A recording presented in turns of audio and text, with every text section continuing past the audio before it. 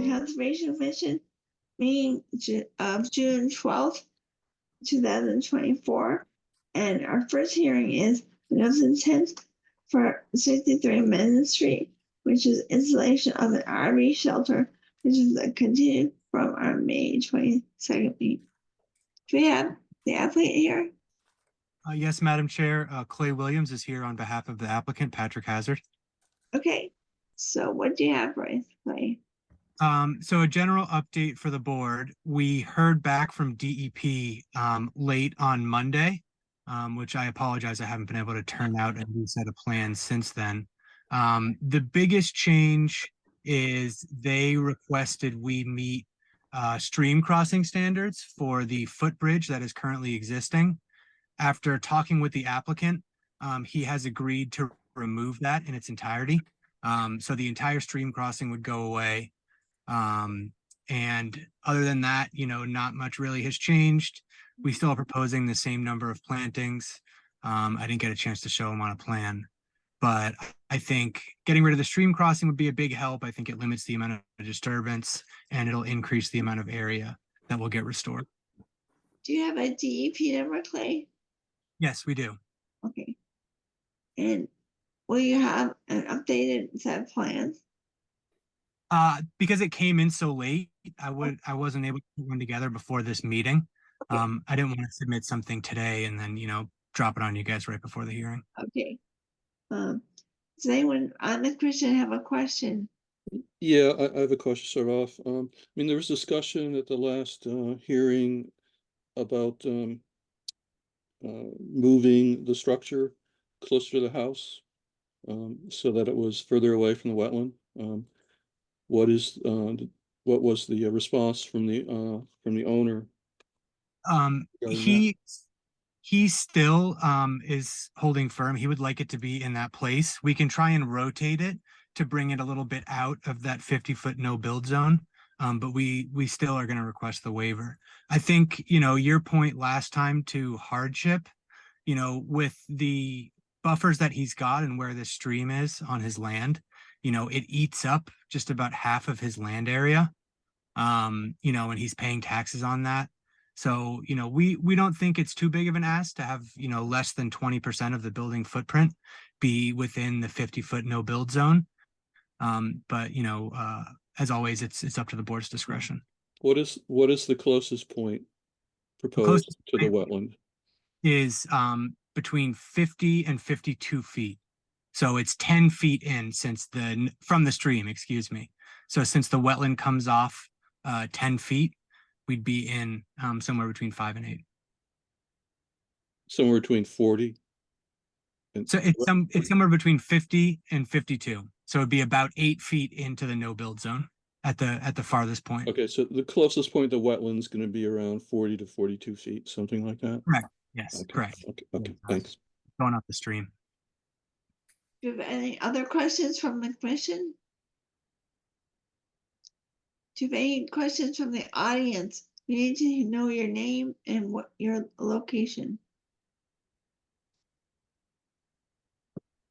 I have a question. Is this,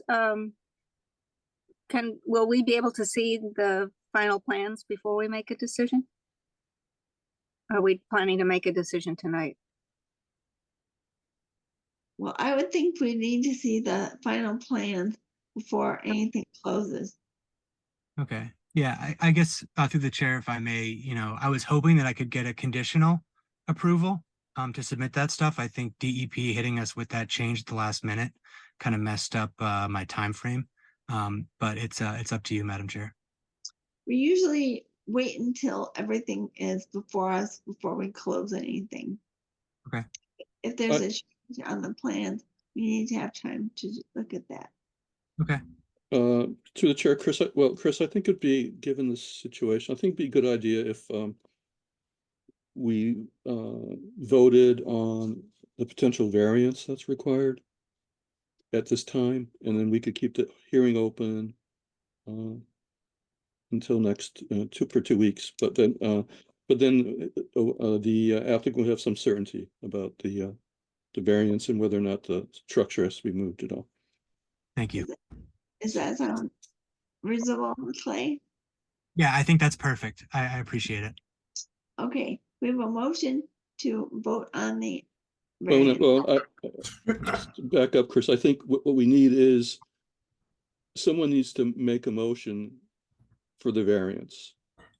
Could I ask a question, please? This is Tom. Yes, So my question is, he talked about changing the angle or something to get it further away from the wetland. Is that what he's looking to do? Or are we voting on, like, I'm not sure what we're voting on. We're voting on what was spoken about at the last meeting or what he just said now? I'm unclear on what I'm voting on. So, if I may, Madam Chair. From our perspective, previously, we were somewhere between 10 and 15 feet into the no build zone, into the 50-foot buffer. And with that rotating, we were able to pull about 5 extra feet of disturbance within that build zone out. So I guess the waiver would be, to allow the corner of the structure to be built within the 50-foot no build zone. Okay, so the garage is going to be situated differently than what I saw last meeting. Right. So last Okay. meeting, and I'm apologize, I'm on my phone today. So if the wetland buffer line runs this way, we had the box squared off, here. So we're proposing to rotate it this way. That way we can bring this farthest corner closer to the 50-foot no build line. Okay, thank you. any other questions? So can we have a motion to vote on the variance?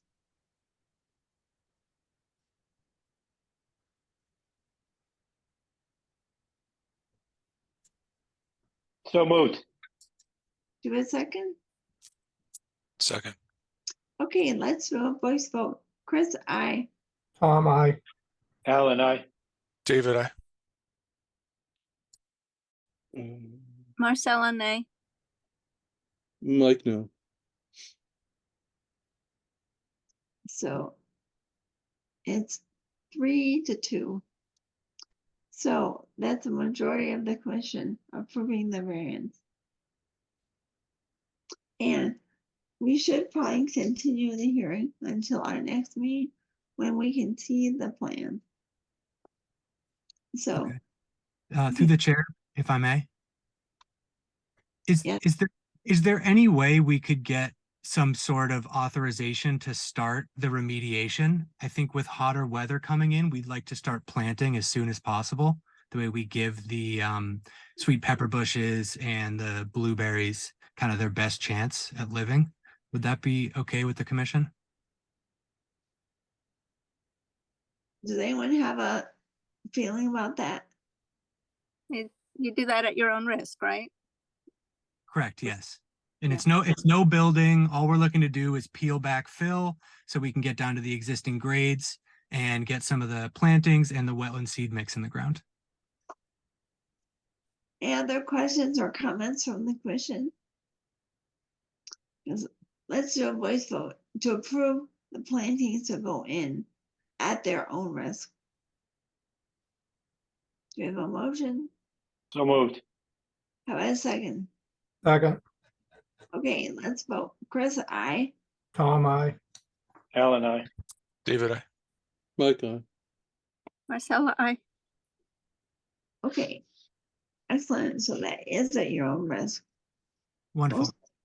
Most likely, there won't be many questions about that. So we now have to set a time for your continuation of your meeting for our next hearing on the 24th. No, 26th. Yeah. The 26th. Mhm. How about 7:00 a.m.? Sounds great to me. But okay, thank you. So we'll continue your hearing until the 26th at 7:00. Okay, thank you. Our next, Wonderful. thank you. Our next hearing is a notice of intent for K Street conservation parcel, construction of parking lot and stream crossing continue from May 22nd. So who's going to present this one? I can speak to it briefly. Well, we have a DEP file number. The DEP had a few kind of minor technical comments, and they had one comment that was troublesome. They wanted a stormwater report for the parking area. Mary and Marcel and I talked some about this, and Mary reached out to an engineer that she has worked with to try to get a cost estimate and a time frame for doing a stormwater report. And the engineer suggested that we try to do the stormwater report ourselves, since it's such a really small project, small alteration. There really should be a exemption for small disturbances like this, but there isn't. If it was a single family house, there'd be a disturbance, but I mean, there'd be an exemption, but there isn't an exemption. So Mary kindly cobbled together a stormwater report, sent it off to the DEP last week before she went on vacation. It is not stamped. One requirement of a stormwater report is that it be signed and stamped by an engineer. But what Mary sent is not stamped because it wasn't prepared by an engineer. And that's basically where it is right now. We have not had, as far as I know, there's been no further communication with the DEP. I haven't seen any comments on the stormwater plan from them, and maybe they won't have any.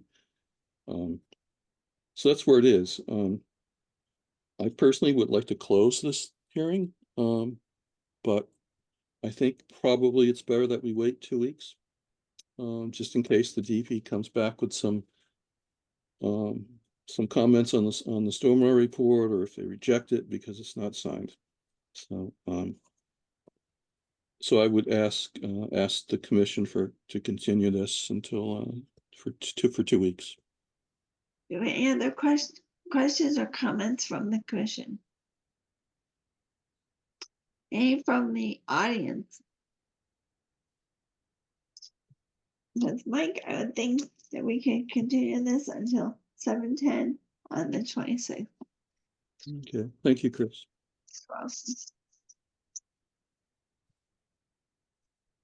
Okay. Now our next one is another intent for 46 School Street, demolition of it and construction of a garage. Grace, do you have the public notice to read, please?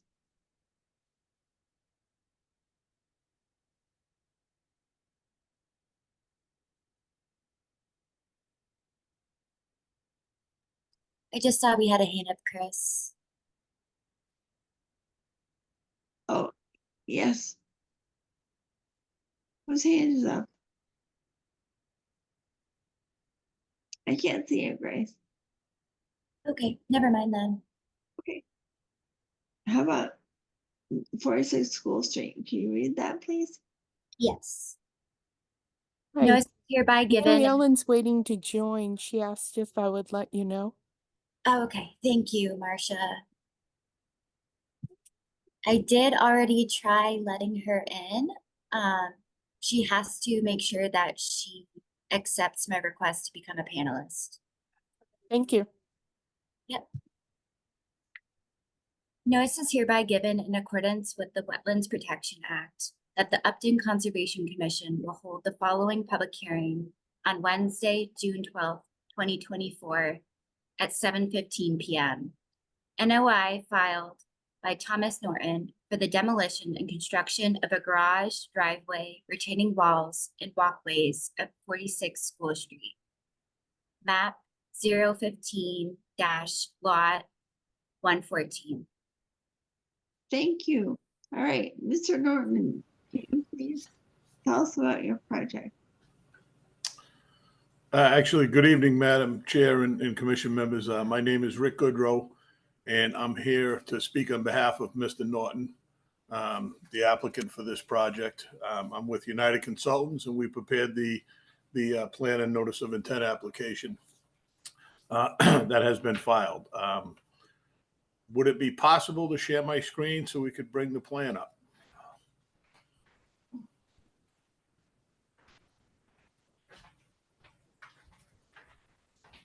Just need your co-host. That should grant you ability.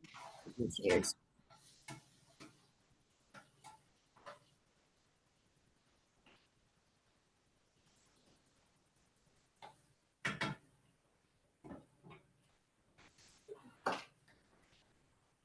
Choose what you want to share.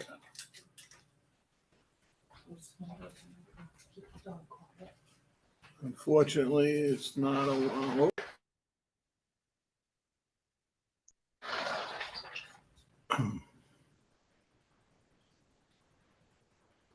Can everyone see that? Not right now. You're Not up yet. there, disappeared.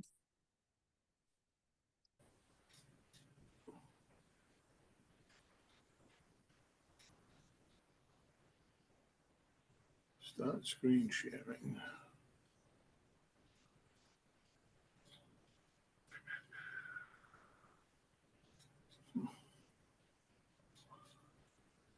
Share.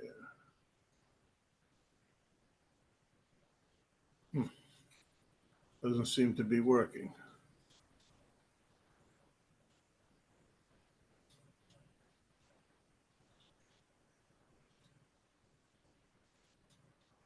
Oh boy. Try one more time. Just try making you close. That's right. Screen share.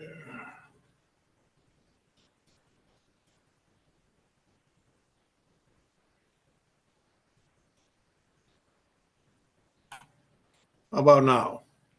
There There it is. Okay. So Mr. Norton is the owner of the property located at 46 School Street. And currently he has a garage located in this area right here. Access to the garage is from a driveway right here out to School Street. We've had the wetland delineation done, flags 1 through 18, I believe it is. Were delineated by AES Environmental Services.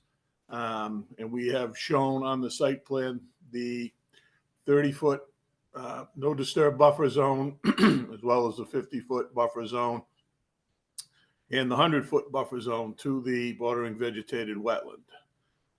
Shifting over to the center, if you will, what the applicant is proposing is demolishing the existing garage and constructing what we have labeled here as a proposed garage in its place. Reconstruction of the driveway will take place here, and this existing retaining wall that's located here will be, reconstructed in this location here. And then we'll continue, which it's outside of the buffer zone. In this location here, there are a couple of trees to be removed, again, outside of the buffer zone, but we wanted to show all of the planned work on the site plan.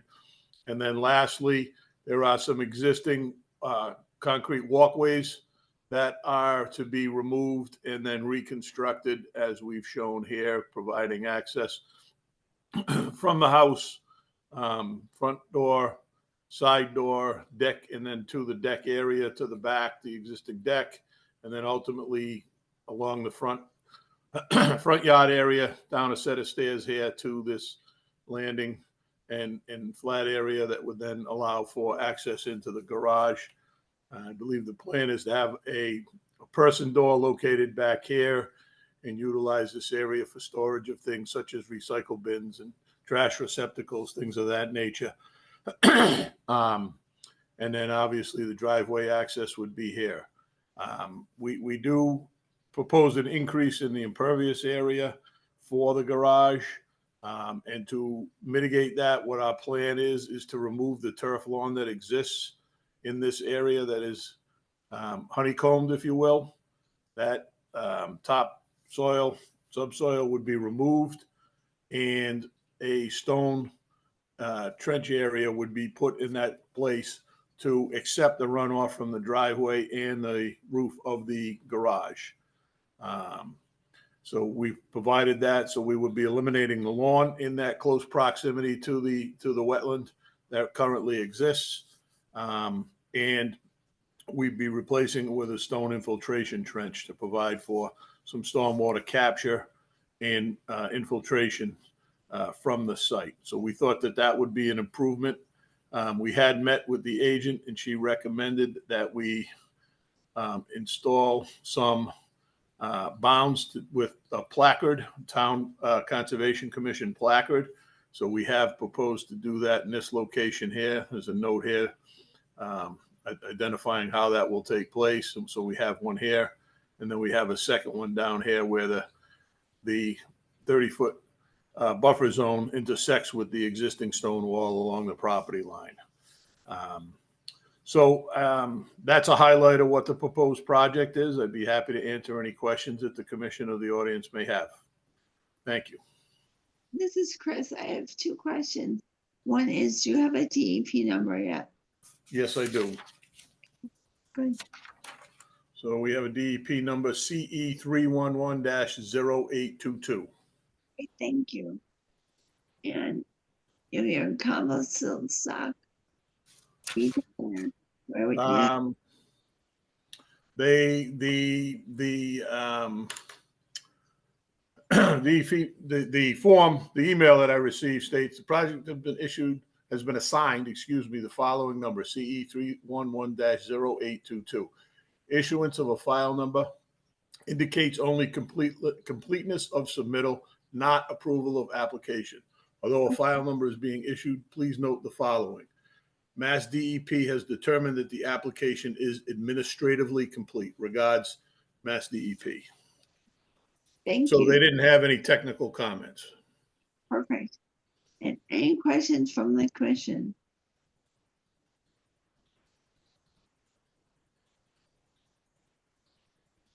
Any questions from the audience? We just need to know your name and where you live.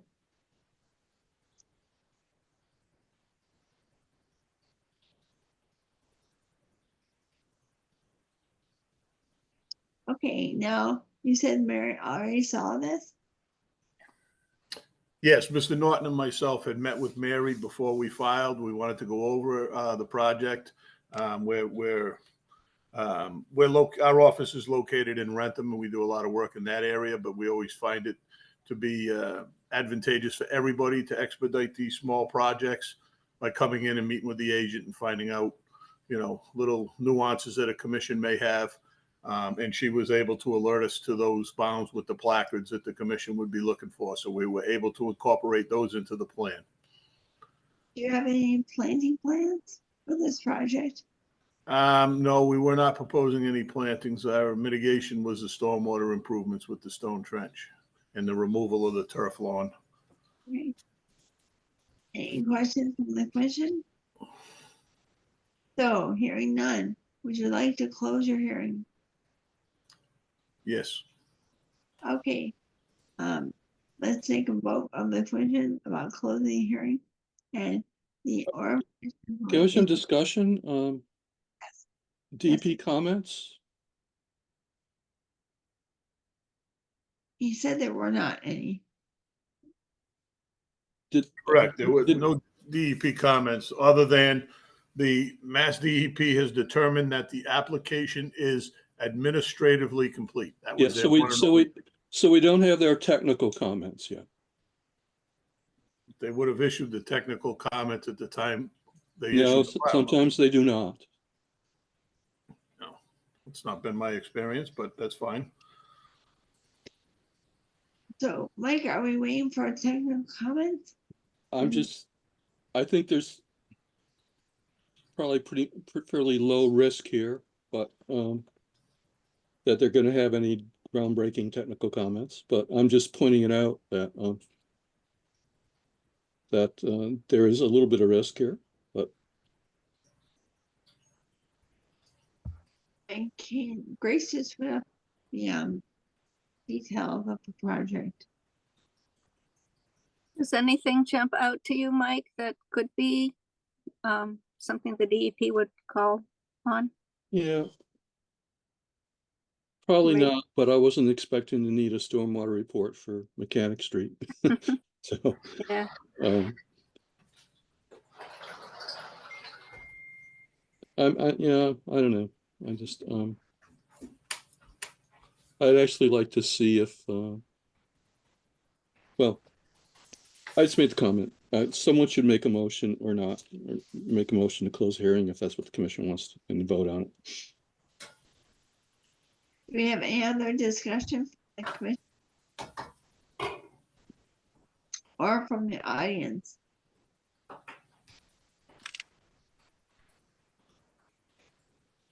And Grace, can you pull this screen up a little bit, please? Thank you.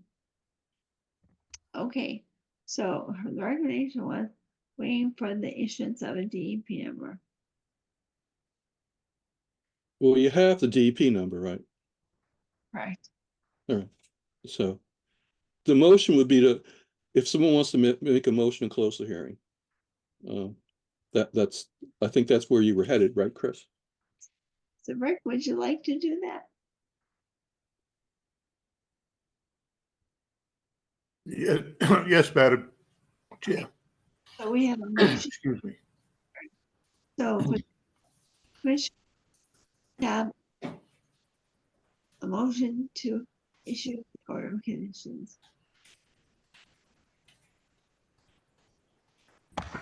So moved. Yes.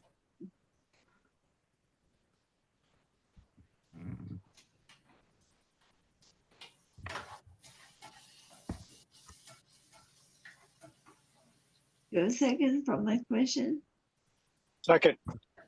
Okay, let's do a voice vote. Chris, aye. Tom, I. Alan, I. David, I. Marcella, I. Mike, no. Okay, it's a majority of the commission voting this one. Okay, so we'll wait until Mary's back so she can write the order of conditions. So you're all set, Rick. Thank you. Thank you. Have a good evening.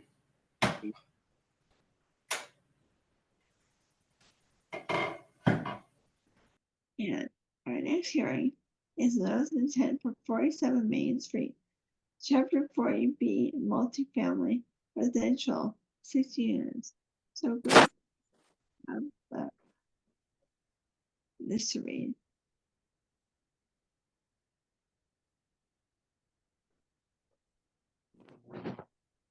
Notice is hereby given in accordance with the Wetlands Protection Act that the Upton Conservation Commission will hold the following public hearing on Wednesday, June 12th, 2024 at 7:30 p.m. Notice of intent filed by Lobisher Building Corp. For the construction of a 4-story Chapter 40B multifamily housing development with associated parking lots, parking garages, stormwater infrastructure, site amenities, in an access driveway at 47 Main Street, map 202, lot 108.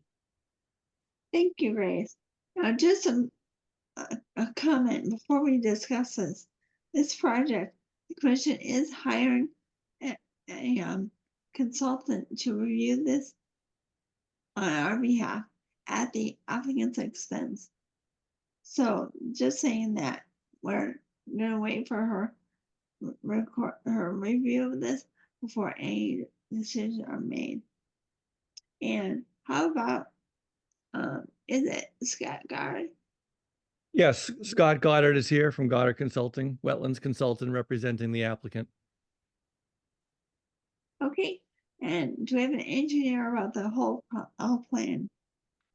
No, the engineer is not with us this evening, but we do have David Pine and Kevin Lobisher also representing the applicant. Perfect. So whoever wants to present. Yeah, I'll run point on the initial presentation if I could.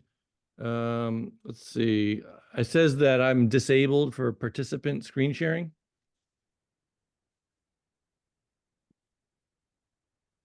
but we'll fix that temporarily. Try again. Okay, there we go. Look at that. Beautiful. Okay, so this is a graphic, and Grace, this was emailed to you a little bit ago, so you should have this for your records as well. There's nothing new here that isn't in the application. It's just colored for the purposes of presentation purposes. So again, my name is Scott Goddard, Goddard Consulting, professional wetland scientist representing the applicant of this project in this particular case. So this site is the subject of a 40B housing proposal. It's a little over 6 acres in size. It was subject to an ANRAD application, abbreviated Notice of Resource Area Delineation, for confirmation of wetland resource areas. That review was completed, and so the boundaries of the wetlands as reflected on this plan are considered accurate and binding upon the applicant in this particular case. So the discussion will be revolving around the nature of the project, the proximity to the wetlands, stormwater management, et cetera. So basically what we have is Route 140, also known as Main Street, has an access point, which is right here. It's a fairly narrow access point adjacent to a small intermittent stream channel that discharges through a culvert. So from that point, we have an access road that meanders through the site around the wetlands, not crossing the wetlands at any point, and then entering into the back building pad of the single building project. It's a 4-story building made up of multiple housing units under Chapter 40B, surrounding parking, and then requisite stormwater management. What you see on the plan here is everything in green, be it either light or dark green, is proposed landscape, grading, grassed areas. Everything that's in dark green is work in the buffer zone, which falls within, work in the buffer zone that's lawn basically. So that's all the in buffer zone work. All the light green areas are going to be outside of buffer zone. So if you look on this plan, when all the wetlands are shown in blue, we have this blue zone here and down on the bottom. The purple line is the 30-foot buffer zone that is recognized in your bylaw. Now, it's useful to note that under Chapter 40B, this application is not subject to the Upton Wetlands Protection Bylaw. So we're not subject to the performance standards of that 30-foot zone. However, we show it for the purposes of presentation to demonstrate that there is substantial compliance in recognizing and preserving that 30-foot zone in the vast majority of the site. Then we have the 100-foot buffer zone, which is the red line, and that encompasses a larger portion of the site. That's why you see a different zoning color between the dark green and the light green. So there is some impervious surfaces proposed in the buffer zone, namely the access road and portions of the parking. A very small piece of the building just clips the buffer zone here, and then this corner over in here. When you see the whitish zones inside the 30-foot, like down here, that shows a preserved buffer zone, and then largely around this wetland, a preserved buffer zone as well, with the exception of needed access to bring the road in here and here. The project does have stormwater management with 3 detention basins, 1 up by the road, 2 at the corners of the building. That is subject to the stormwater management regulations and is currently undergoing peer review through the Zoning Board of Appeals process, which is simultaneously underway for this application. So we would expect that stormwater review per conservation's interests are going to be, in this case, largely aligned with that of the Zoning Board of Appeals, and would expect that the stormwater management review can double apply to both the Zoning Board's review and Conservation Commission's review. We do not have a DEP file number as of yet. That has not been issued, and we expect that this will take several hearings to work through for this size of a project that has undergoing peer review and still before the ZBA as well. So I view this as an introductory presentation to familiarize the commission with the project, initiate any peer review processes or internal reviews as is needed, and alert you that we do not have a DEP file number, and at the conclusion of whatever discussion commences this evening, we will expect that we'll be issuing a request for a continuation to the next hearing. So I think that's sufficient for an initial presentation, and then can turn it back to the commission for questions and comments. Thank you, Scott. The one thing the commission realizes and appreciates is that 40B does not need to follow the town's wetlands bylaw, but we appreciate the fact they are doing that as well anyway. And so with that said, does anyone on the commission have another question?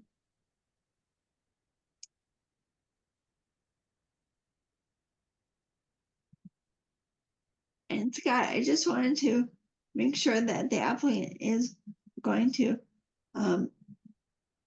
pay our consultant that's on our behalf. David Pine, you're on the call. Would you like to answer that? Yes, yeah. No, we are fine with the peer review. I think one question we just had is, I know we noticed that they had asked that that the peer reviewer kind of reviews the Upton bylaw. I guess we just wanted to ask if that was, what was the purpose of that, and if, you know, if that is necessary, perhaps, you know, we can kind of keep focused on the DEP wetlands. So that was the one. So everything else looks good to us on that peer review. Does anyone on the question have a preference of including the bylaw in the review or not?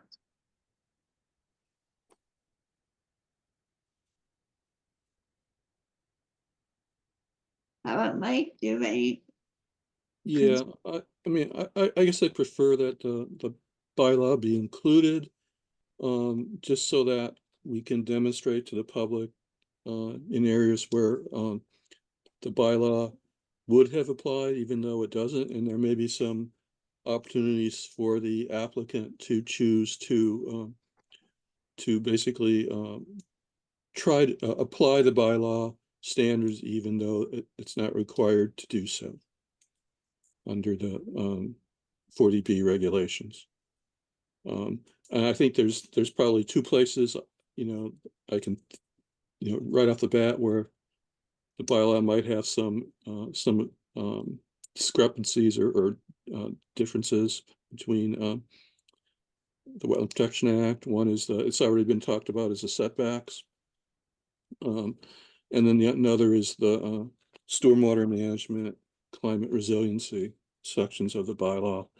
Although I understand just from sitting in on some of the zoning board of appeals hearings, and there's been many, that the stormwater system that you're proposing is going to be somewhat more robust than it would be required under the Mass Stormwater Management guidelines. Is that correct?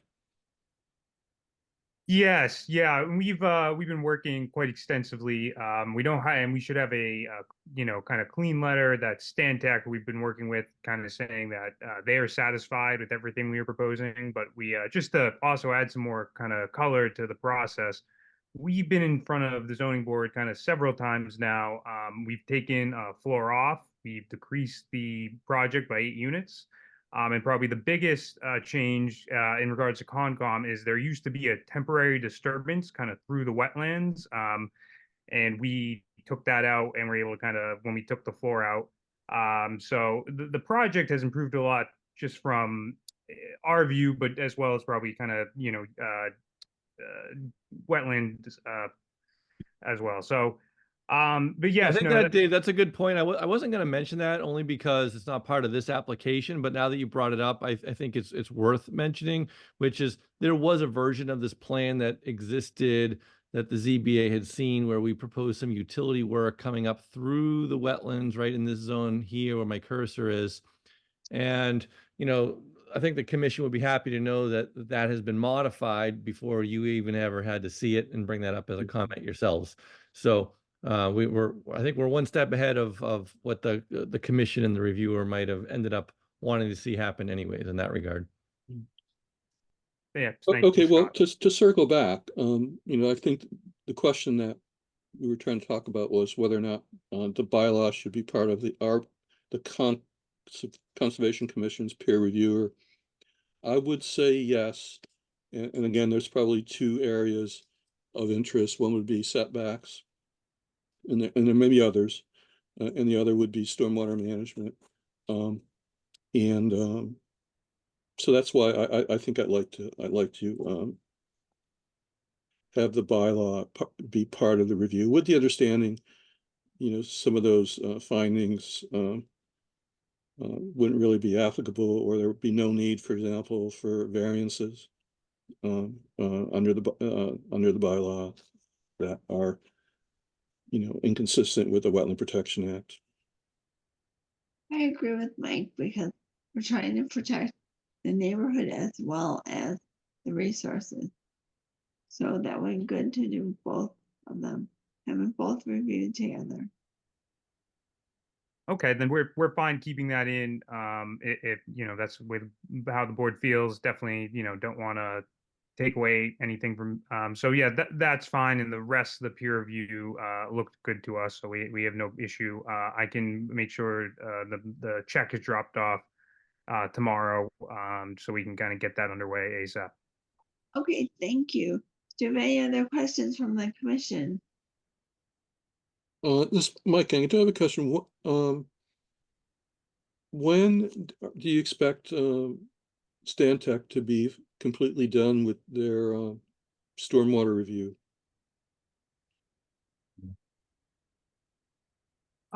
Sorry, Mike, can you just say that one I'm more sorry. time? When do you expect Stantec to be done with their peer review of the stormwater report? I would say Stantec should be done by Friday. I was hoping I'd have a letter saying we're done today. I would have to assume by the end of the week we'll be done, and we'll have our kind of final plans submitted in regards to them. Okay, thank you. Yep, no problem. Review from Stantec should also go to our peer reviewer. Any other questions from the commission? Now, for the audience, we need to know your name and your location. So, do you have any questions from the audience?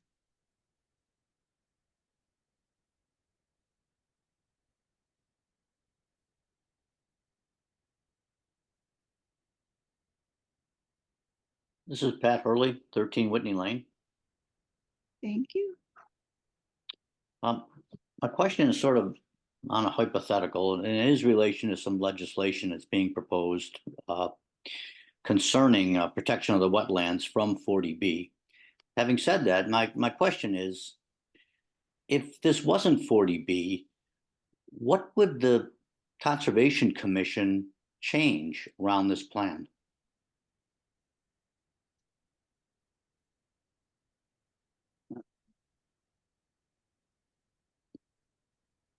Well, I can take a crack at that, but it's perhaps not really a change, but we would have to, if this plan was the final plan that was proposed, the commission would need to discuss and vote on whether or not to issue a variance for setbacks. The building setback in particular.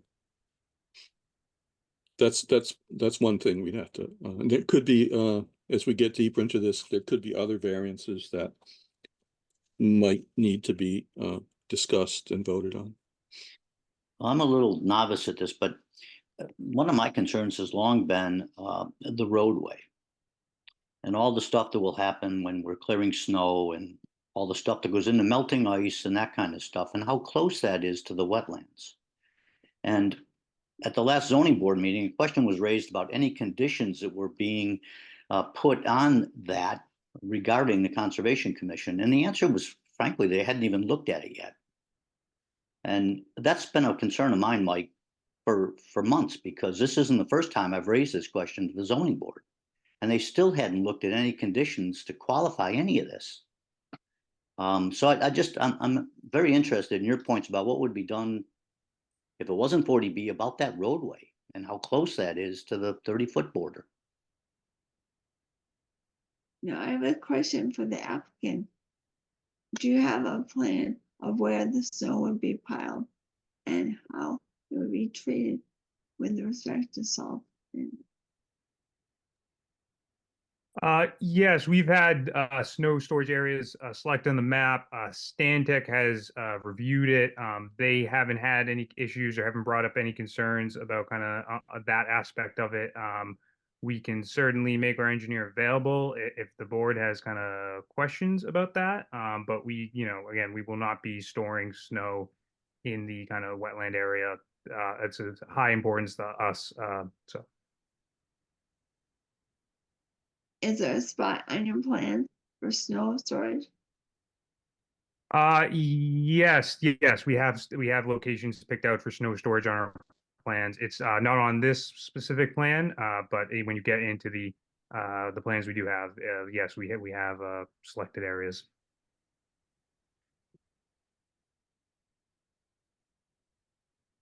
Any other questions or comments from the commission or the audience?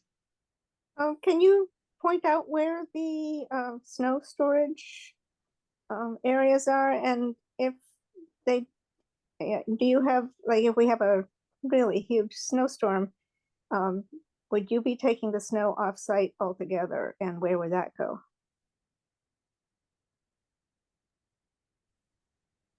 Again, right now, we don't have the snow storage plan kind of in front of us. We do have those areas. It was peer reviewed.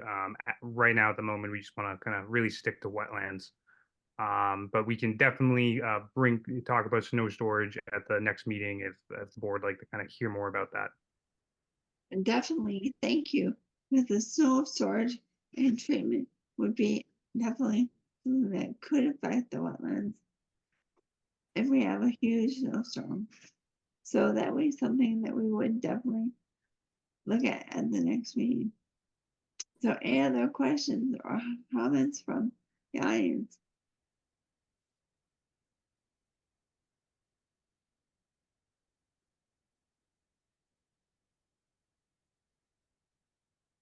So snow storage is definitely on our radar. Understood. I will make sure kind of our engineer is prepped and ready to go, and we can get into snow storage next meeting. Okay, perfect. Thank you. Yeah, and we might see that addressed as part of the stormwater peer review reports as well. So I think we're not going to leave the snow storage question high and dry. So Thank you.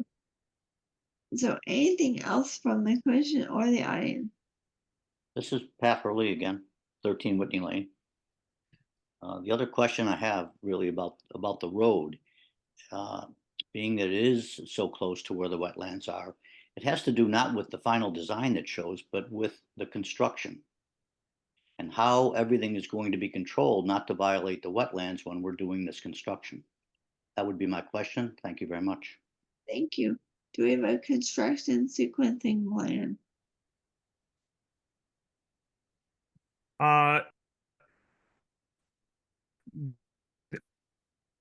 The sequencing plan. We're here just to discuss the kind of plans tonight. We definitely take every step when we're applying for the building permit and beginning construction to make sure we do not work within the wetlands.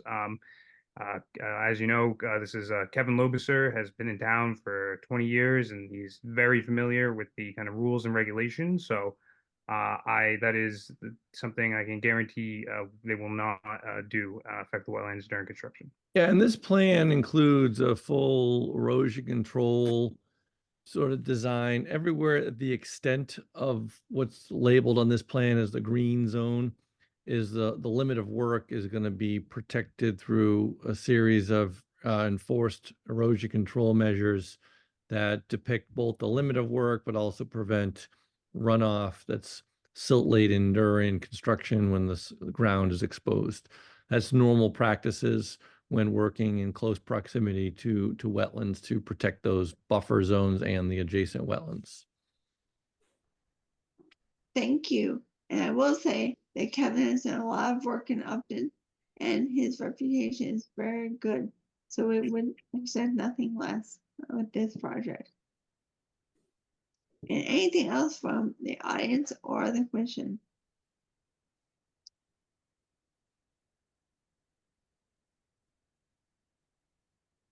Hearing none, let's continue this hearing until our next meeting. And that is June 26th. Would that give you enough time? I think we should keep it, yeah, for the 26th. And if we find that we're unable to, get that peer review information on the stormwater, we could always request a continuation. I think that's going to be important to have before we continue on with the public dialogue. Good, thank you. Let's see. How about 7:20 this time? Sure. Okay, thank you. So let's see, continue till 7:20. Thank you very much. Thank you. Good night. Good night. Okay, and we have about 6 minutes, I think. No, 4 minutes to fill in some things. So, how about Grace, your administration report?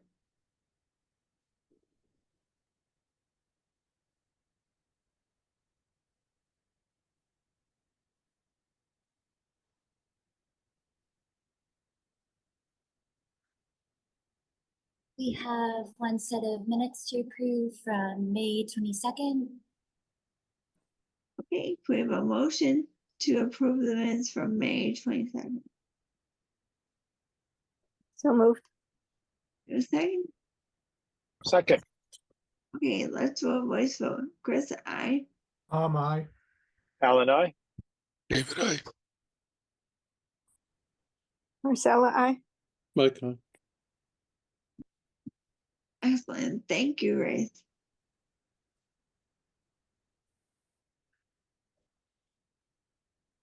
A couple of expenses to present.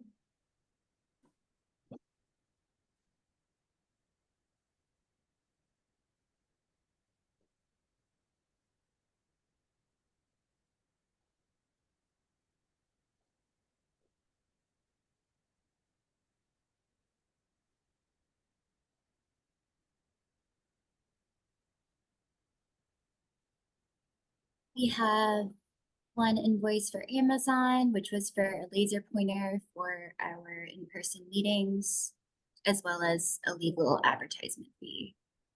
Excellent. We have a motion to approve our expenses.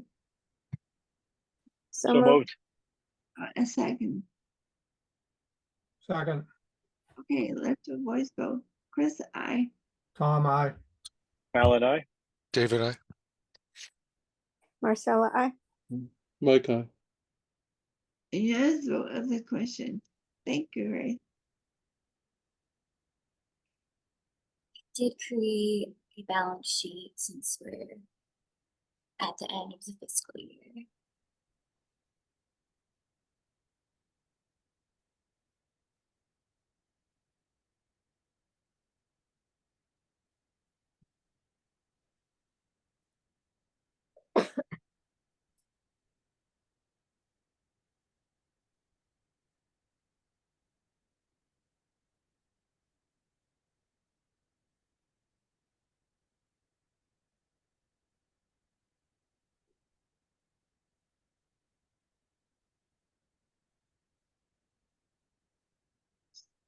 Does anyone have a question about the balance sheet?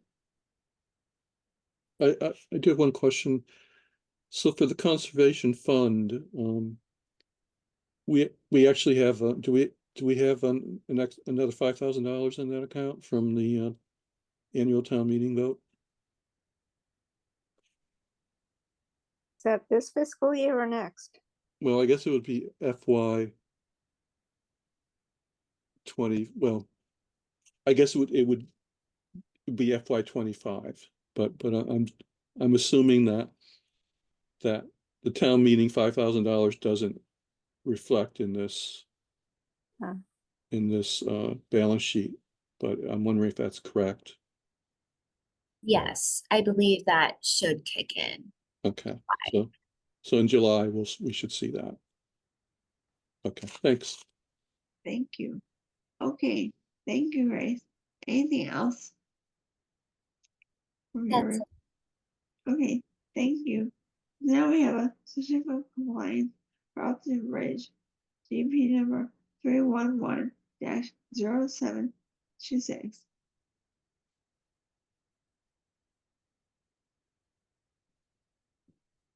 Now, is this one Grace that you need us all to sign? No, that was actually for the extension, the OOC extension. Do we have everything we need for this certificate of compliance? Yes, let me share my screen.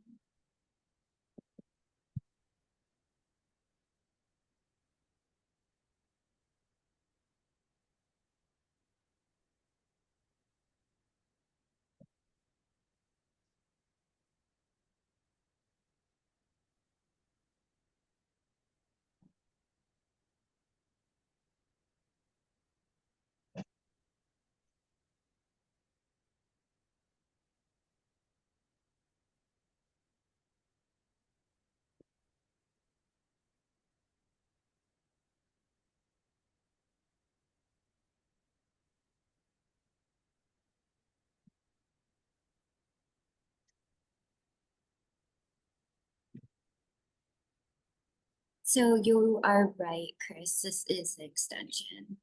Okay, I just couldn't remember which one is which. okay, that's right. Now, is this one that we need to get appeal signatures for? Yes.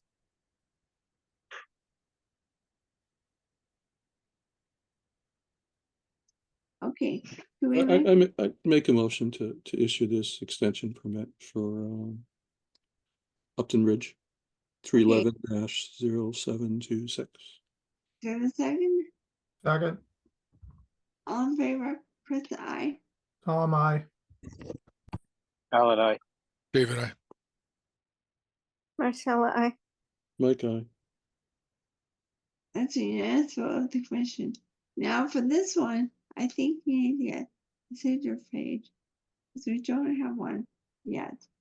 I think that was one that Grace was asking us to go in.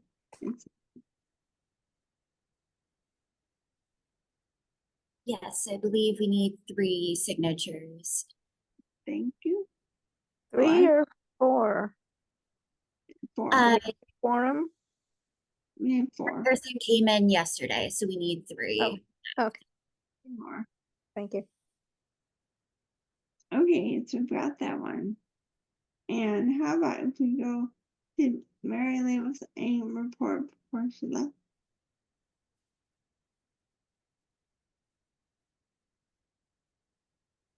What was that, Chris? Mary Lee a report for us before she left?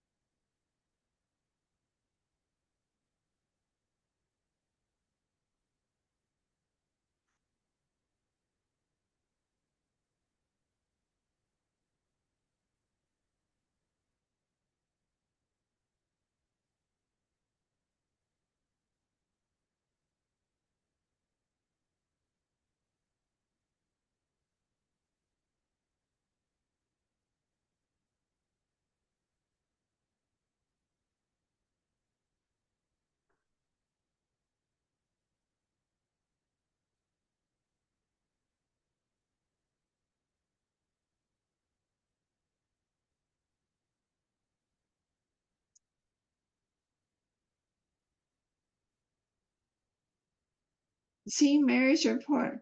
Number 140 Warren Street. We should leave that one still open. That's not complete. And if we go down further,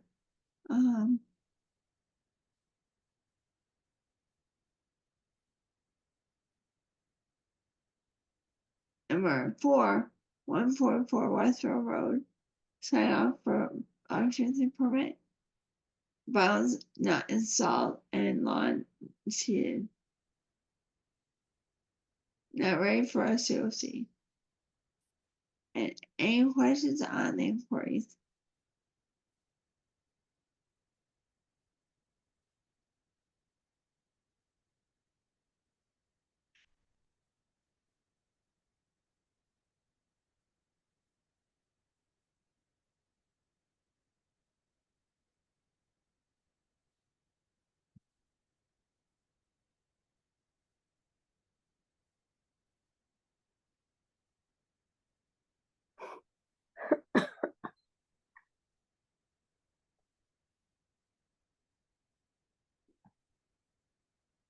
And for number 10, where it says 16 Elm Street, is concerned with people trespassing on their property.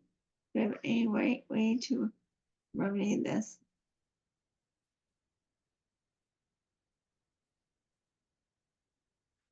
Like with a privacy fence.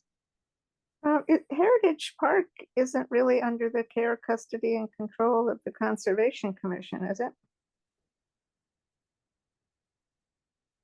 I don't think so. Um, So should we pass it back to the selectmen?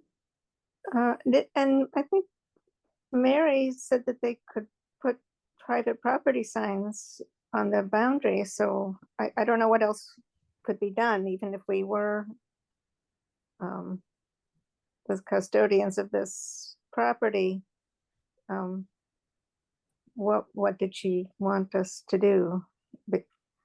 Yeah, they can just put their, no trespassing signs up. Right, exactly. I don't know what we're gonna do. I don't think we're obliged to do anything. It would be nice of us to do something, but we don't have private property signs, and that's not a piece of land that conservation manages. Okay, so we'll toss that one back. And how about other matters?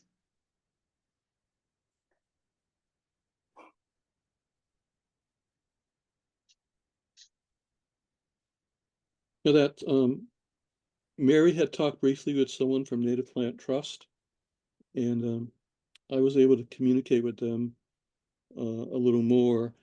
They would like to do a botanical survey for a rare plant at Whitney Conservation Area and also at the Bonner Natural Area.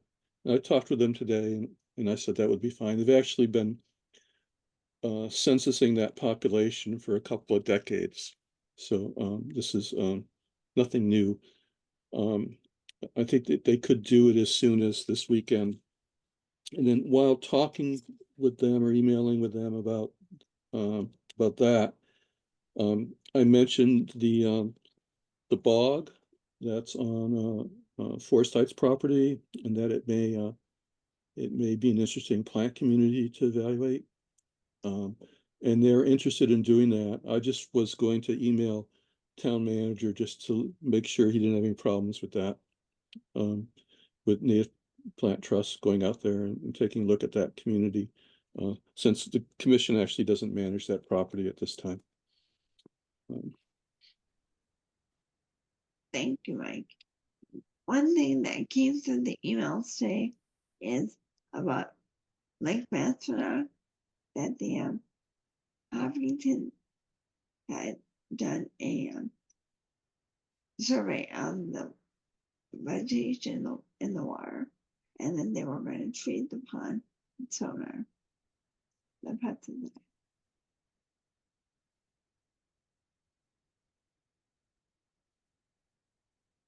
Okay, so going through the other reports, how about open space?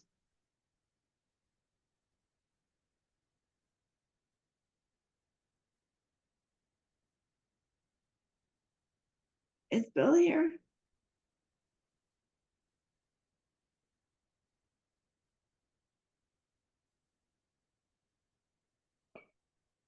Bill, you're muted. Can you hear me now? Yes. Open space. I talked with Tony Schiavelli of SVT today. I'm gonna email him information about the 6 acres off of Mechanic Street and the 16 acres next to St. Gabriel the Archangel. And talk to them about getting money for appraisals and perhaps helping us with the acquisition. And there's really nothing, not too much to report on the Lake Wildwood land. The owners are meeting with a lawyer next week to talk about access over the railroad. I also emailed the town manager the documents that describe the existing easement, just to get an opinion from town council on whether or not they believe there's an existing easement over the railroad, just so that I can, that doesn't come up as an issue when we talk with the owners. I think that's it from an open space perspective. I did want to mention, however, while I have the floor, the herbicide to treat aquatic weeds will be applied at Pratt Pond, Lake Wildwood, and Taft Pond next week. And Bill, is it the right time now or later to approve using conservation fund money to pay for appraisal? Well, I'm going to try to get the money from elsewhere to start with. Okay. And the other thing I should mention is I did at least let the Community Preservation Committee know that I may seek funds from them as well. Okay, thank you. Because I think we had, what, 21,000 in the conservation fund. Yep, no, I've already used money from the Conservation Fund for a different appraisal. I'd like to try to first explore other opportunities. Okay, great. Thank you, Bill. Anything else for open space?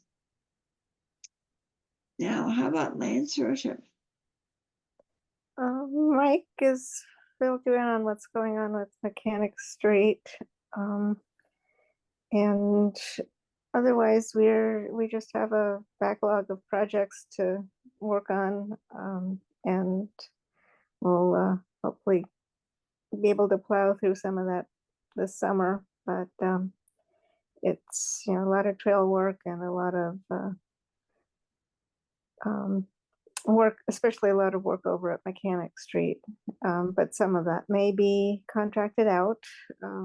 We are looking at having 2 of the bridges done by Bob Hatch, who would do the super duper groovy bridge. And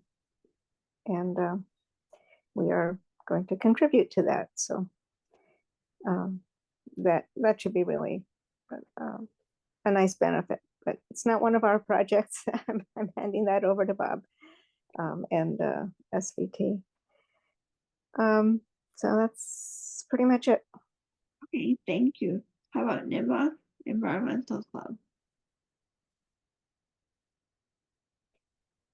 You're muted, Grace. Chris, I think we might be okay to start the 5 Fork Farms Okay. public hearing. I'm sorry. 5 Fork Farm. Notice intent. Construction of a parking lot, street lighting, farm conservation restriction issues. So, Grace, is there no intent for you?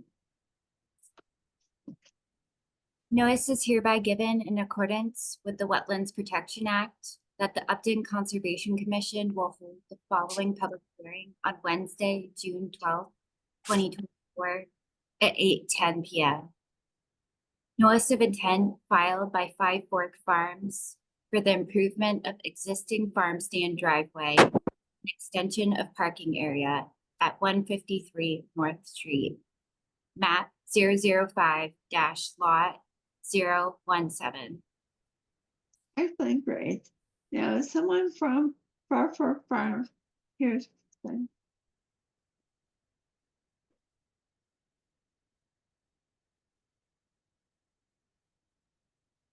Grace, do you have anything that they submitted to us?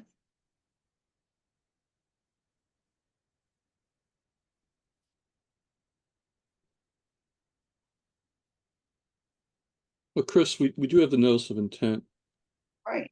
and there's a plan showing the proposed parking lot. Grace Lamb, you have your hand up. Sorry, I didn't see you. Okay, so See me yes, or hear me? yes, thank you, Grace. Do you have a plan to show us? Yeah, can you hear me? Yep.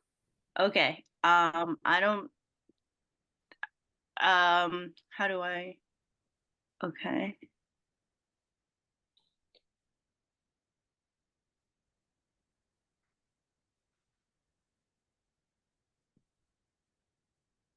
Does Grace have the ability to share the screen? Yes, I just made you panelist, Grace.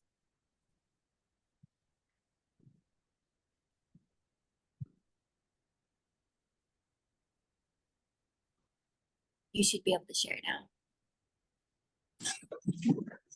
Hi, I'm someone who worked at Five Fork Farms. I'm just here to support them. Okay, thank you. That's Alicia, right?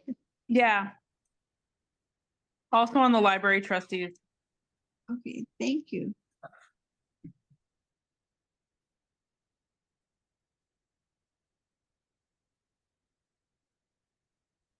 Is Grace Lamb still here?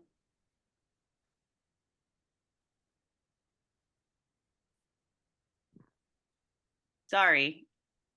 Technical difficulties. Can you hear me now? Yes. Yes? Yes, let me see your diagram. Okay.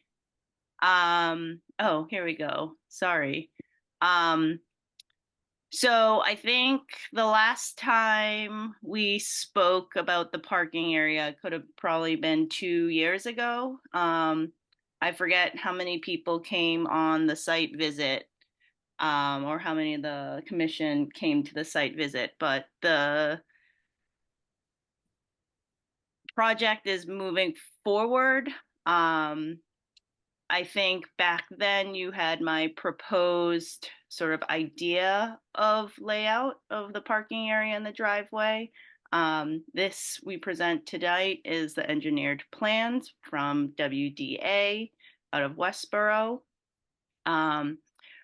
This plan has been reviewed many, many times along with DPW, the planning board, SVT, all the parties involved with the CR and or other projects surrounding this. I think we have the green light on. The last order of business is getting the green light from the commission here. The plan, I think that these drawings don't really differ from the idealistic plan that I presented to the board, to the commission 2 years ago.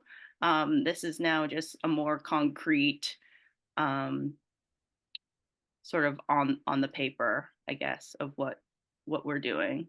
Sorry, what I have up is the existing conditions. Do you guys have let me try to pull up the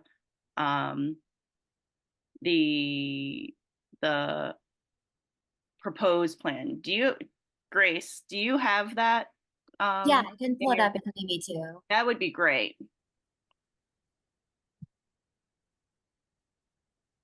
I'm technologically challenged with Zoom. That's all right. I think we all are. We are learning as we go. Grace, while we wait, do you have a DEP number yet? I submitted the NOI. I haven't gotten anything back from them yet? It takes a little while. Okay.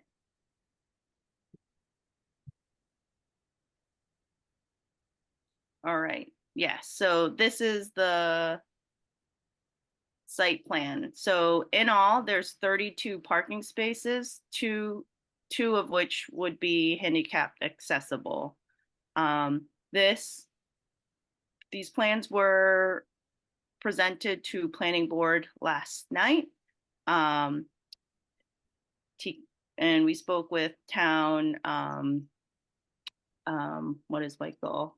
Town planner. He spoke with public safety, fire, DPW is in on this project as they have to fix the storm drain that discharges water onto the property as well. So it's a pretty big project. It also includes installing guardrail along the west side of North Street so that the sight lines coming from the north would be vastly improved. I'm here to answer any questions you may have on this. Unfortunately, Kristen from SVT will not be making it tonight. Grace, one question I have, is this going to be paved or gravel? It is going to be paved. I know on the darker shading, it says gravel. I think that's what it was. We're hoping it can be paved as the existing conditions that this whole area is mostly paved right now. We are concerned with being able to the winter maintenance on an unpaved lot. Okay, do we have other questions from the question? Yeah, hi, it's Mike. I generally support this plan. We did vote a couple of years ago the commission voted, and I think SVT did to allow this parking area of this size, or even a little larger, on the property, that it was consistent with the CR. And I still think it's consistent with the CR and that decision. There's one thing that I have a question about. That is, well, we don't have the DP number yet. We don't have any DP comments yet, technical comments, if they're going to have any. The NOI submittal did not include a stormwater report. And I think the commission could require one here. The NOI form, I looked at it, it was checked. There's an exemption for single family house homes or residences. That box was checked as a reason for not providing a stormwater report. I understand that, across the road there is a residence, but the residence and the parking lot are on two different parcels, two different assessors mapped parcels. So it's possible the DP is gonna flag that and request a stormwater report. If they don't, the commission probably needs to decide whether or not we need a stormwater report here. I am concerned with stormwater management. It looks like, Grace, if you can correct me, it looks like on the kind of on the lower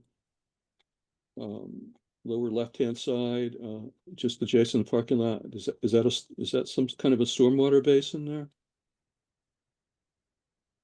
Currently, we're at the base where it says garden, that below the garden, yeah. That is, however, in terms of understanding the flow of the water that comes off the road, I have concerns that that's not going to be large enough. Yeah. Large enough. Yeah. So our next revision will include the changing of the pipe that so that it goes directly into the old pond. And then we use the water for irrigation. Okay, well, we'll have to, I think that'll have to be looked at closely, whether or not it's allowed to discharge untreated water into the pond or not. I don't have the answer for that. I'm not an engineer with stormwater experience. So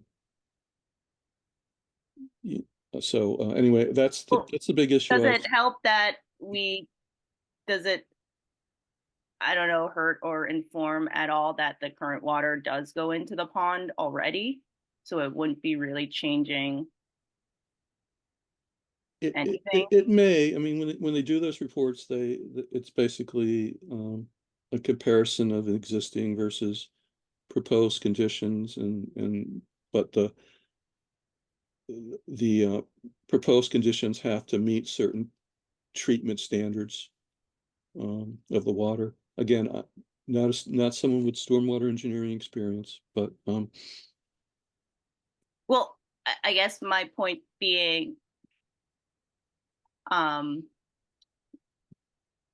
maybe I need to phrase this a little better. The current conditions is that the stormwater coming off the road and into the lot as it is now does go into the pond already. But it doesn't go directly into it. It passes through some vegetation. No, it's piped. It's piped. Okay. All right. Well, this is complicated. I think we need to have our administrator look at this. We need to determine if an actual stormwater report is required, and if not, what level of engineering is required to make sure that the stormwater is being adequately addressed. So that's my comment. And if I had to make a decision, I'd say that a stormwater report should be required here under the Wetlands Protection Act. I don't think it was appropriate to check the box because there is the single family residence box on the NOI form. So. This is Chris. I have two comments, Grace. One is that if the area is paved, then that would affect the absorption of the water into the ground. And so that's one of my comments. And the second one I have is, in the winter time, will this area be plowed? Yes, it would. Okay, so we need to see on your plan where the So our idea right now is on the area of the plan below, on the north side of the garden area. So there's 2, 4, 6, 8, except 8 other parking spaces, probably the furthest away. That would be the ideal location for the snow removal. Right.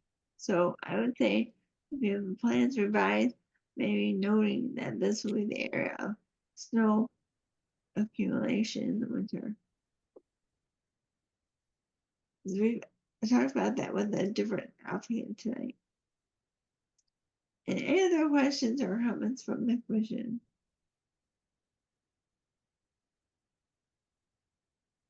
Any from the audience?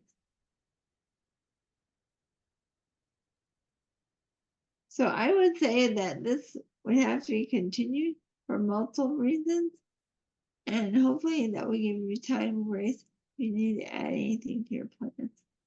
Well, Madam Chair, could I ask that we get more definitive feedback from the commission as to what revisions you would like us to make on this plan?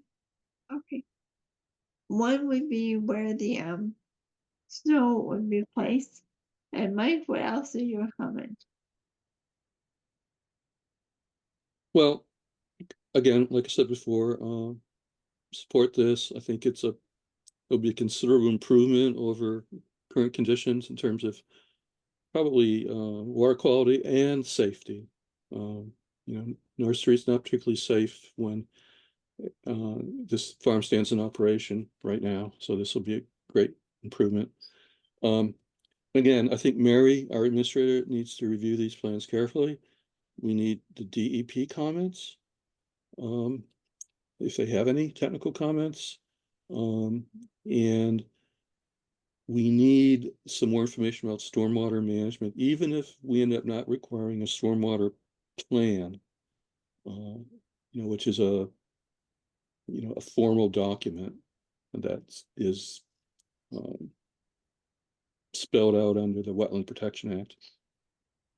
I think we still need to make sure that the stormwater is being properly managed here, that the stormwater basin that's proposed is properly sized, that the water is being properly treated to the extent, you know, practicable.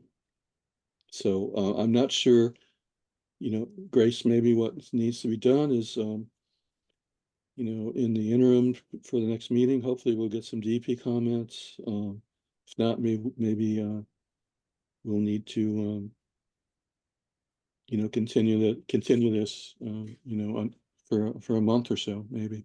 I don't know. But you should, Grace, you should go back to your own engineer and talk to him or her about stormwater management. Well, it is sort of being managed in terms of I don't know if they did a report. I did not receive a report, so it is under my assumption that it's not been done. However, if you see those two little islands in the parking area, those are catch basins. I am assuming that because these are engineers, they have sized these catch basins to the appropriate sizing, I suppose, for lack of better words.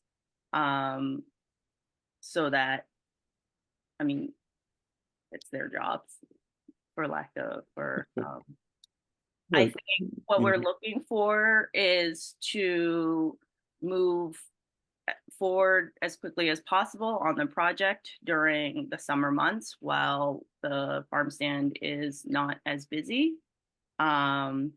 So yeah, I don't know when the DEP comments come in to Mary or not, or, you know, if the commission would vote on whether or not to require the stormwater management report tonight, so that if that is something you want us to do, we can get the engineers to do. I would really hate for this to be continued to the July meeting, and then have it also continued to the August meeting. Okay. Okay. Oh, thanks, Grace. Well, how about this? Mary's going to be back next week. Why don't we ask her to, you know, prioritize this her review of this, and also to talk with the DEP. Actually, I talked a little bit with Michael Antonellis about this yesterday, and he thought this was his suggestion is to have Mary inquire with the DEP about the stormwater plan issue. So when Mary gets back next week, you know, she could take a look at this. She could apply her expertise on stormwater management and then talk to DP and get you an answer as soon as possible. And then you've also got your own engineers working on stormwater management. You said you think the basin needs to be enlarged a bit.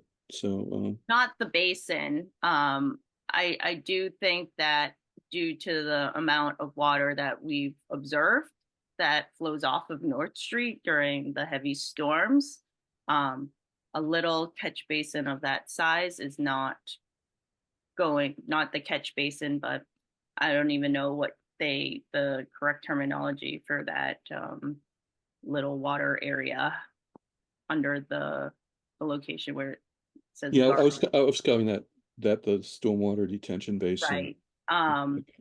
You know, in speaking with NRCS, back to our previous pond project, you know, they they also had concerns that the little catch basin would be too small. And probably the best case scenario would be for it to enter the old pond and flow out of the old pond and into the new pond. Okay. Since Well, we've already and that done has to, it. that's possible. That has to be, reviewed by Mary. Make sure that it's legit when it comes to the Wetland Protection Act. And Given that a lot of that water is flowing from the road, is the town at all responsible for helping manage that water?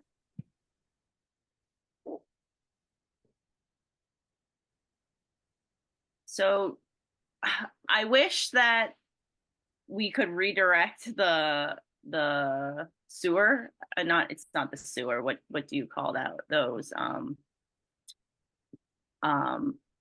that flows directly adjacent to the driveway on the north side is a town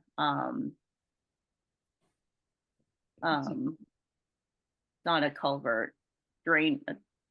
They might need a drainage well. It's where the water flows out of the street and directly onto our property. So Dennis proposed putting in a bigger catch basin there that they can help clean out.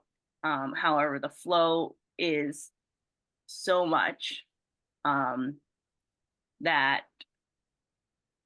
that's as far as they're going to go, I think, is just to make that a little bit larger and easier to access for clean out reasons. And it will be up to us to finance the piping for all of it to come across. I think as it stands, what does it say? It's like a drop inlet. I think it's going to end up being a 12-inch pipe that crosses under North Street right now and discharges water onto. We're trying to make sure we don't get the blowouts that we have been seeing on the big storms. I also that there's someone in the Q&A who wants to ask a question.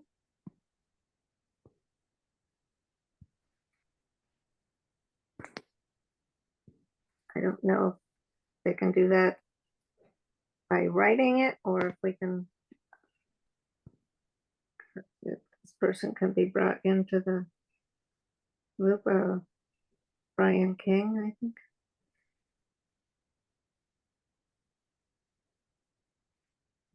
And just for everyone's information, Mary's coming back morning of the 17th. So we can put this right on the top of her profile. Hello. Hi there. Hello. Thanks for taking my question. Or it's not really a question, really just more of a show of support that, what they propose is a huge safety improvement, I think.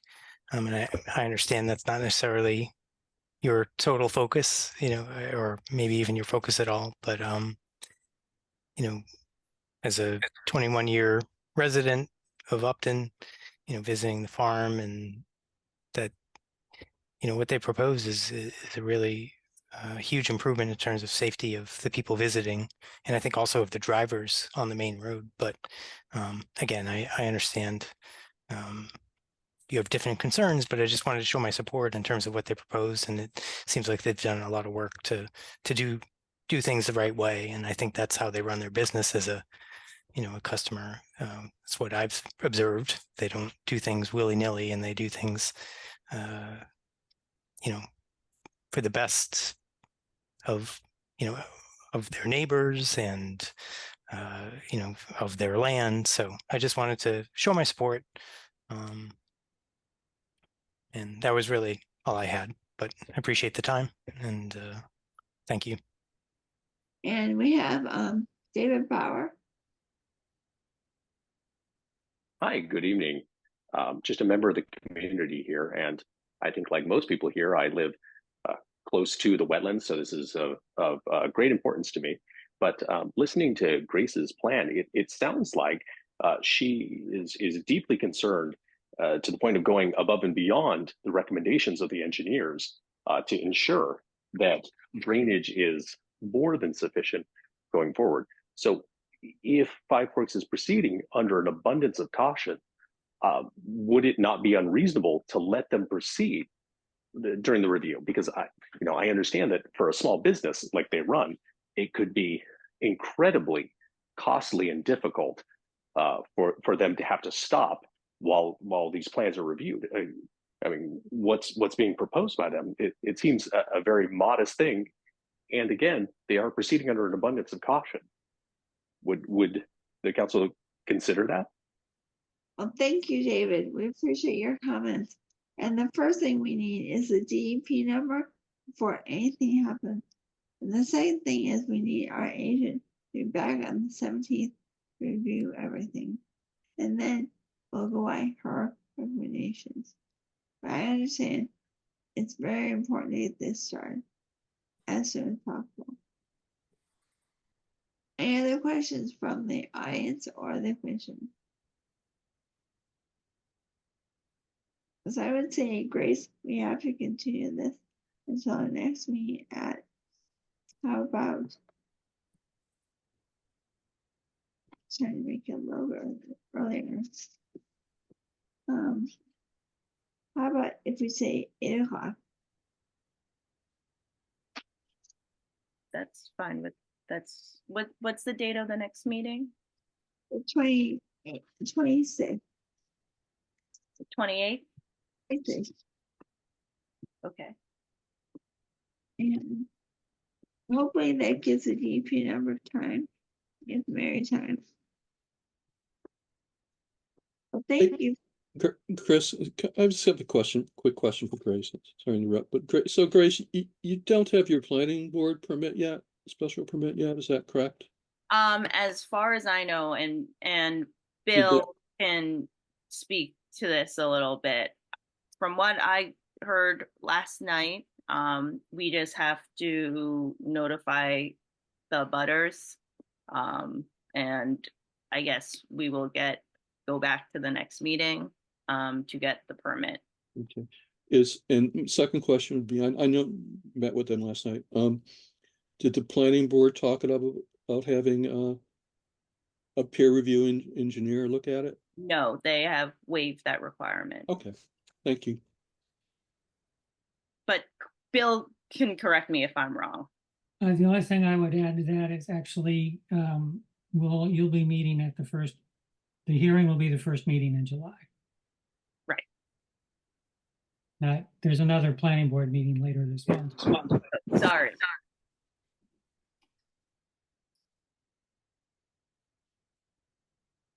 Okay, so right now we have your meeting with us continue until the 26th of June, and hopefully we'll move that along. Thank you for all the things you're doing. Thank you, guys. You're welcome. Thank you. And let's see.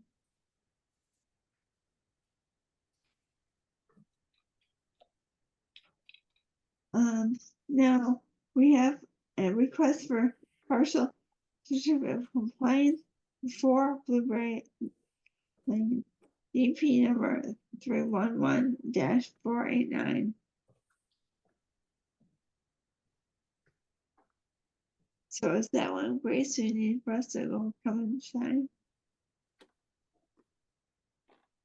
Yes, I think this is the one where the applicant was going to attend for a discussion. Let's see if he's up.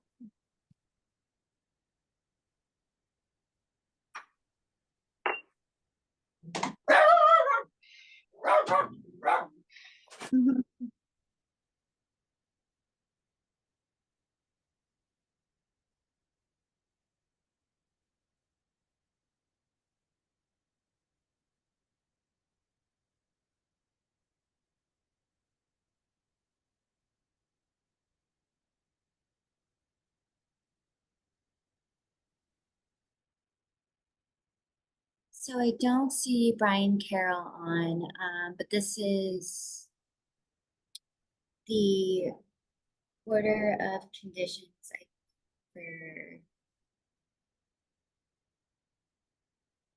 the Crosswinds property or the property surrounding Crosswinds. And they were requesting a partial to be issued just for 4 Blueberry Lane. We have a motion to issue this certificate of compliance. It's a partial.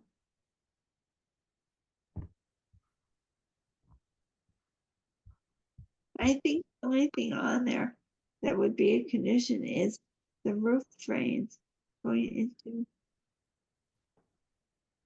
and thing into the ground. Do you have anyone take a motion?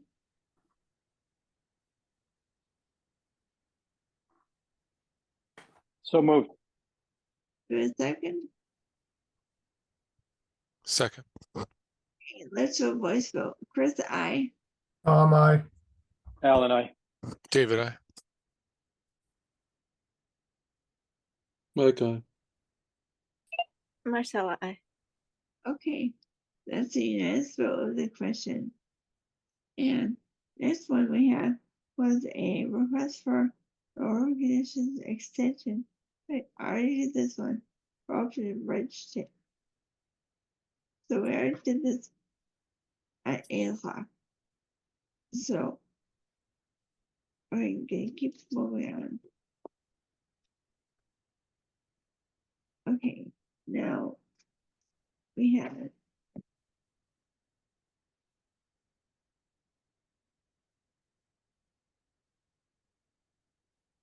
the certificate of compliance for 140 Warren Street, and in Mary's report, it didn't look like they were ready for that. How about JR Estates, Isaiah Lane, with space? Bill, what is that?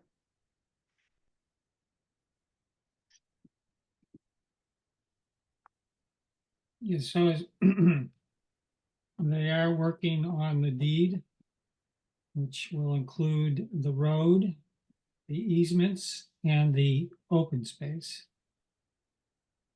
And I think I copied you when I responded to Mike Antonellis's question about whether anything needed to be done to the draft.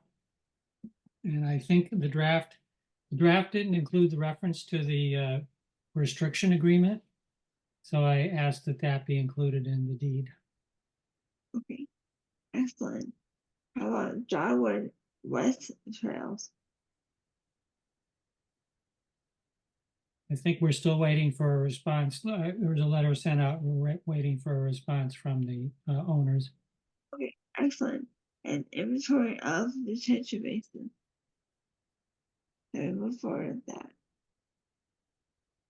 So somebody agreed to do that? I don't think so, but I mean, I brought this up like months ago saying it would be a good idea to inventory all detention basins and see what kind of condition they're in. You know, if they've been maintained. We'll But check tomorrow with Dennis, because I think this is on the DPW's radar, at least. There's something they've been thinking about. And it also occurs to me that the LiDAR imagery may make it fairly straightforward. possibly, Or at least some of them, many of them. Could it possibly be a, maybe a town meeting warrant article? You could hire a consultant to do that. You know, to visit. I think they all have to be visited. Boots on the ground. If you're proposing we hire a consultant to visit them and assess them. Yeah, I mean, I think that's one possibility. Yeah. Well, I can mention that as well as an idea you've proposed. Yeah. I mean, the basins themselves are, like I said, they're probably, you can identify them from the LiDAR imagery, and then we, of course, should have all the plans. Yep.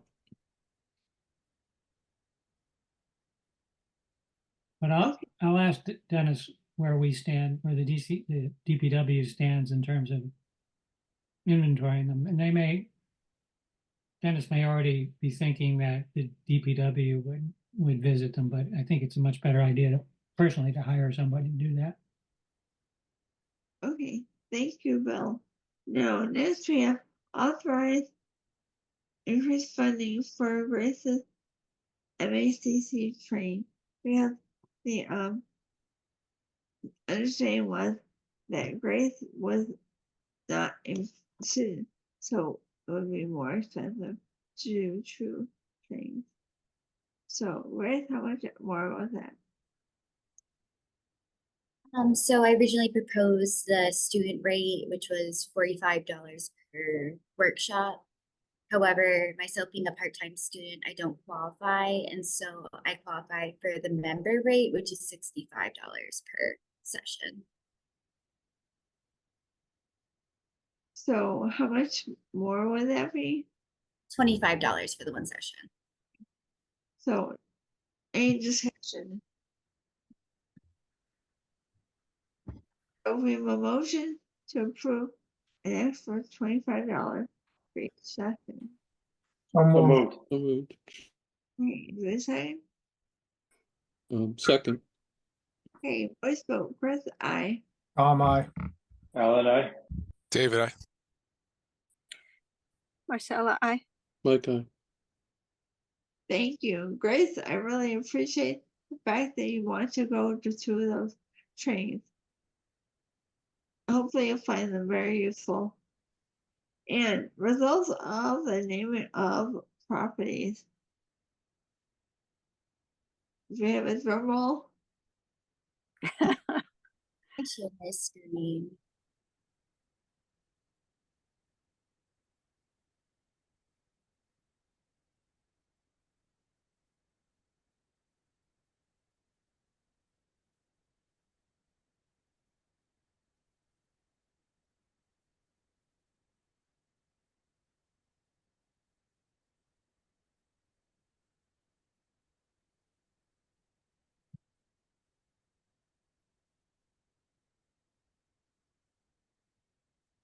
I think I didn't receive one response. If District 9 conservation area is actually the winner, we might consider adding school District 9. Bill pointed out that District 9 sounds like a bad sci-fi movie, and we might want to just add the school part in there. That sounds like a good idea.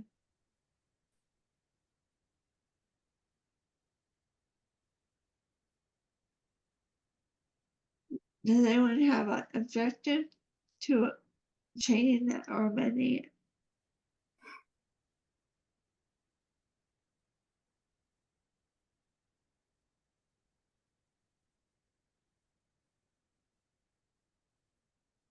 Now, which location was this before?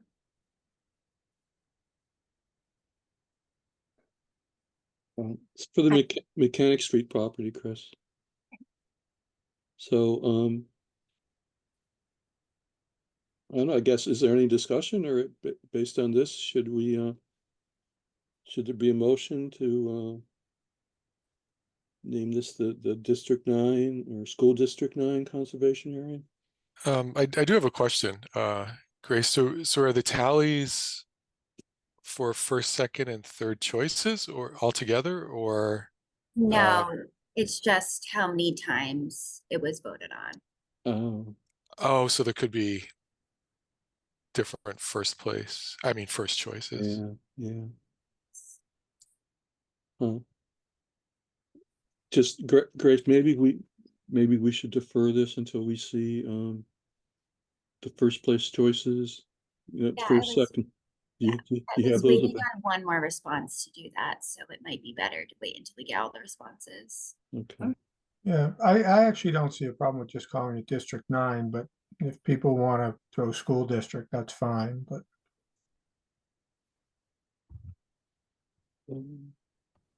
Maybe if we have it, school district 9 conservation area, then we some kind of kiosk or sign to explain what that's about. Because people do not realize that there used to be a school building there.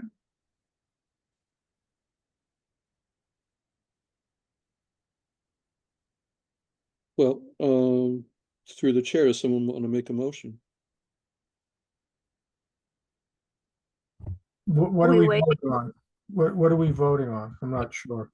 Well, motion, I move that the Mechanic Street Conservation or Mechanic Street Open Space Property shall be named blank.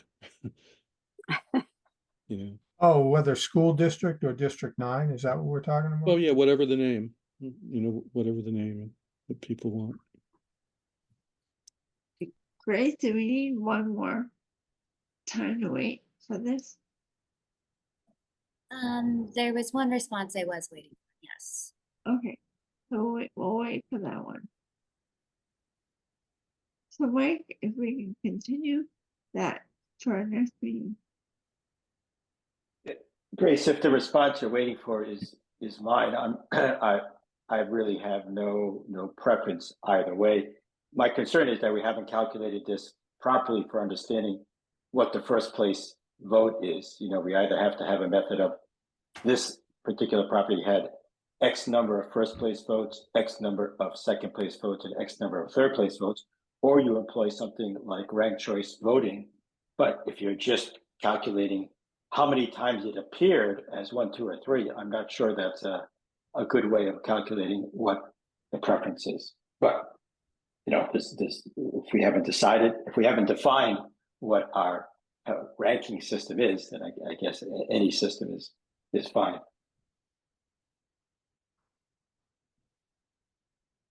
Well, I would propose that we employ the ranked choice system. And if Grace doesn't mind kind of reconfiguring the chart based on that. Well, let me ask a question. Why were you voting for 3 things then? Why don't we just vote for 1? That's a good question. Because I actually like District 9. That was actually my first choice, but I get it if everybody else hates it. But That was my first choice too. yeah, so if we're gonna vote, just vote for 1 then. So Just vote for 1, and that says a tie. We can then vote on the tie. Well, in that case, all the first choices are in. I mean, Grace could tell us what all the first choices were. Yeah. What ended up, what's the consensus?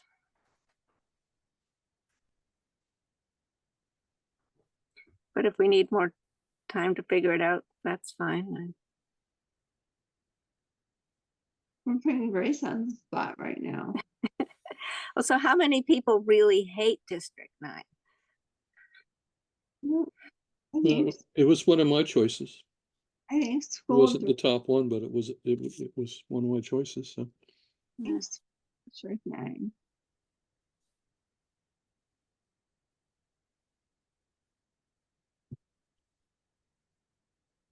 well, still look, you know, why don't we just, you know, I'd still suggest, I don't know if I want to actually make the motion, but if someone wants to make the motion to call it, let's say, School District 9 Conservation Area, we could vote tonight on that. All right. Any more discussion that's needed, and then vote on it. I'll make that motion.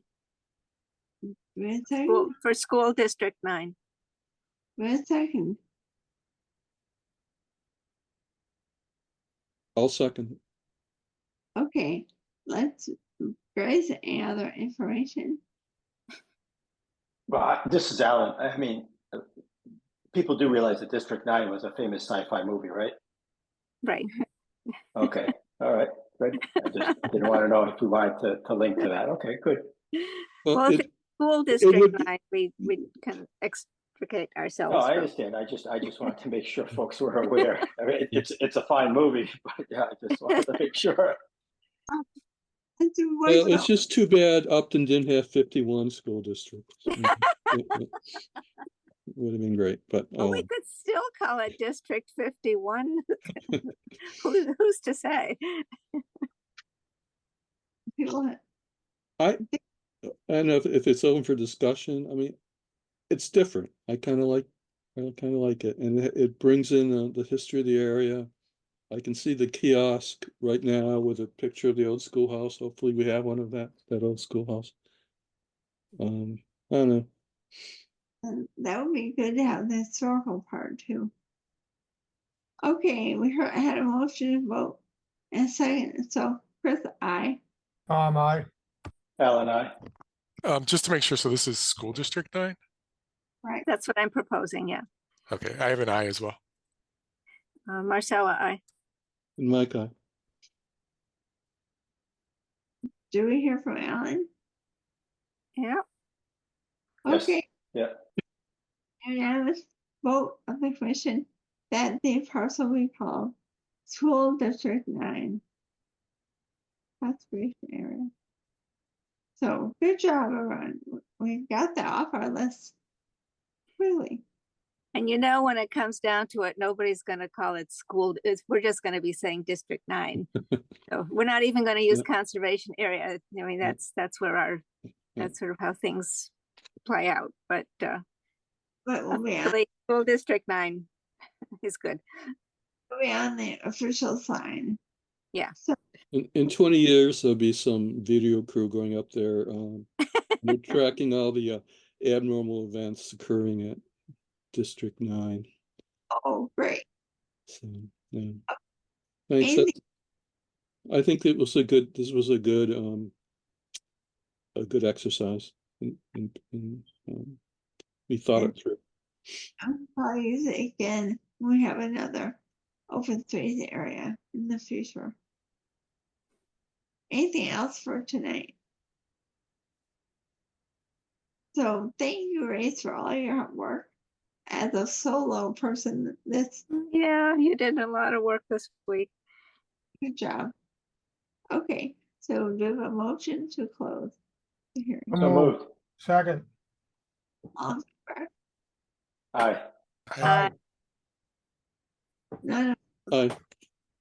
So Have a good night, folks. Night, Bye. folks. Good night, everyone. Bye-bye.